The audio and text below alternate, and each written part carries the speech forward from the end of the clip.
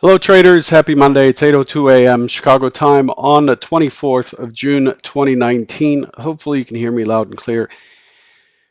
This is our 1542nd episode. Today of the Trader Bite. Derivatives trading involves substantial risk of loss. It is not suitable for all investors. Past performance is not necessarily indicative of future results.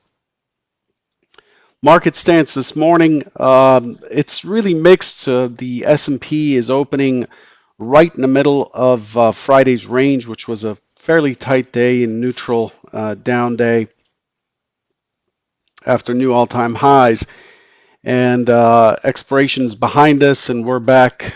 We're back to business as usual. The Nasdaq's up 20 and a quarter points, or 0.26%. The leader's crude. Crude has bounced up to 57.80, up 37 cents or 0.63. Gold is on a tear. Gold, $1,409.20, another $9.10 going in there, 65 basis points higher. The bonds are higher as well. The bonds are higher more on a percentage basis versus settlement on the futures than the NASDAQ. So this is why the overall sentiment appears to be mixed. The DAX is laggard, down 37.5 points. This morning, the key um, the key elements in play are continue to be geopolitical risks. G20 meeting in Osaka from June 28th to the 29th. That's Friday, Saturday. Traders are focused on expected meeting between Trump and Xi. German June IFO survey was mixed, and EU Commission said to hold off on launching a disciplinary process against Italy's rising debt levels this week. Not really all that much on deck. The president of the U.S. POTUS was just tweeting about the Fed, saying that the Federal Reserve doesn't know what it's doing. It raised rates too fast for inflation that was low, and putting us at a disadvantage. So just voicing his opinions there on the tweet. So that's where we stand in terms of what we're looking for today in scheduled releases. There's really not that much. Again, the IFO business climate came in stronger at 97.4 versus 97.2 in Germany, and that was the only high tier number, high impact number out there. Um, there's not much on deck. The meeting minutes out of the Bank of Japan come out at 7:50 p.m. this evening. Let's take a look at what was expected for Friday in our review. I'm going to keep this as short as possible. Let's adjust a little bit.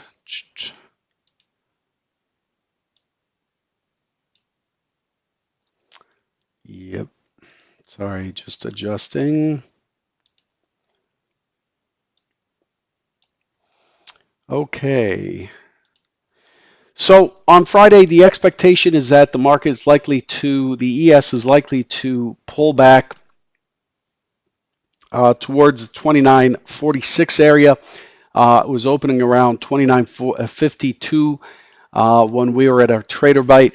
But the key plan was for it to push up into the above the prior range, um, above the prior range, and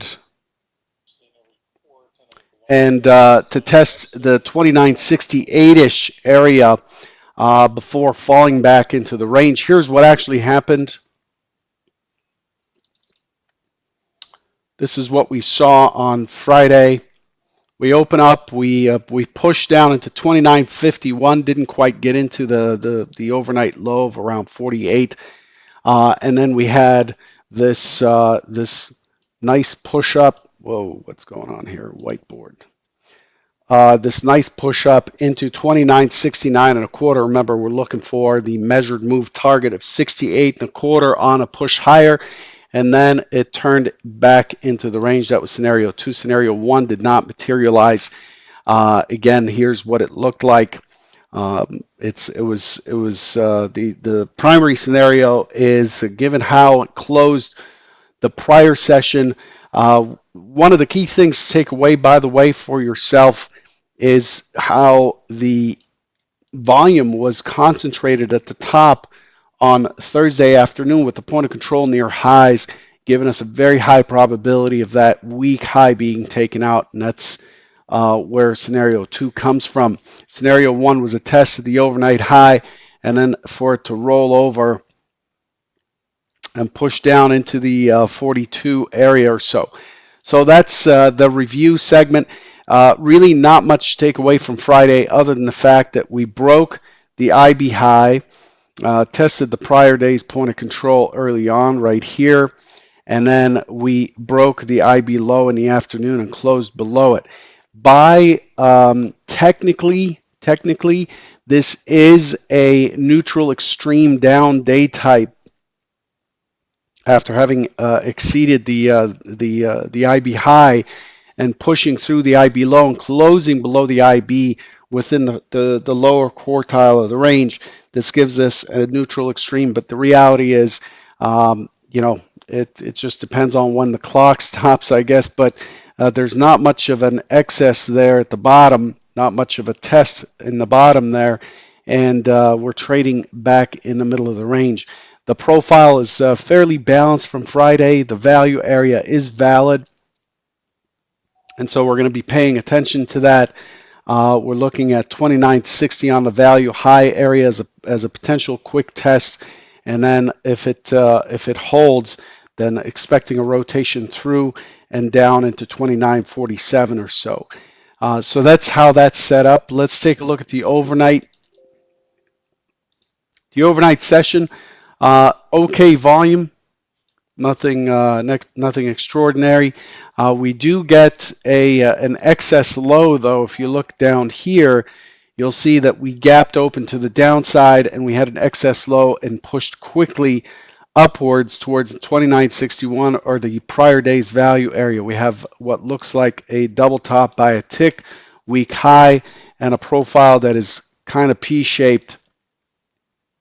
So if we drew it this way, it would look a P-shaped with the market basically rejecting the lower prices and holding inside of the range. Hard to say what we could get out of that. To be honest, we're hugging up against the all-time high, that was set in I want to say September of 2018.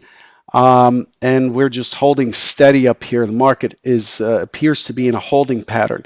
The weekly showed a higher high, higher low. The trend is up on the weekly. The trend is up on the daily so far, and the expectation is for that to continue until it does not. So let's take a look at what we're expecting for today.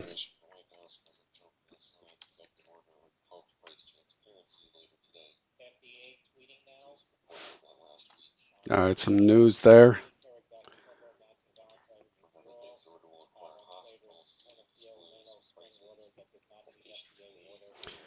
Okay, so this morning, the primary expectation,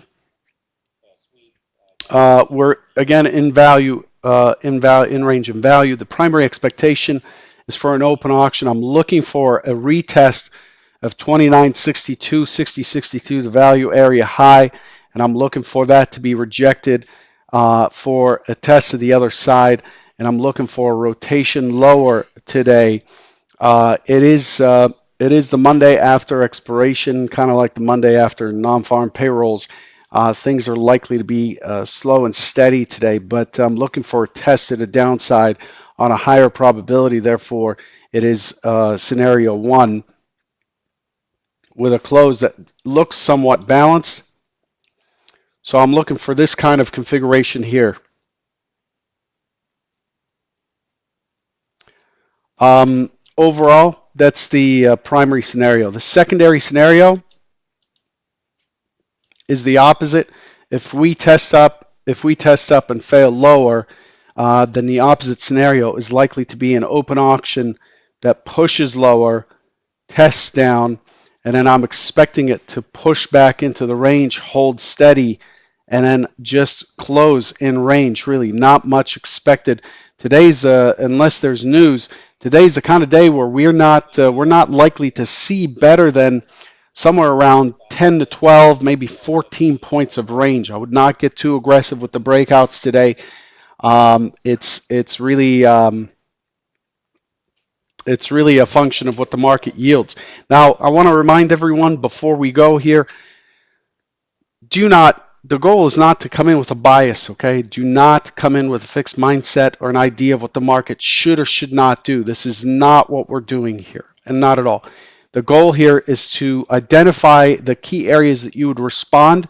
You can identify them whatever way you like: fibs, daily support resistance, 60-minute support resistance, 15-minute support resistance, whatever, volume bars or PNF or whatever, uh, and then create a plan for when those levels play out, how you'll respond and what your targets are likely to be, and that's what these lines represent. Okay, just to make sure those who are watching understand that this is not a prediction of what the market's likely to do. It's a prediction of what I'm going to do when the market hits certain key areas and what I'll be looking to target and track. So it's a plan. It is not. It's a plan. It's not a premonition. I don't have a time machine to go see what's likely to happen. Otherwise, I would be somewhere else. Good luck, everyone, and I'll catch you tomorrow morning. Take care.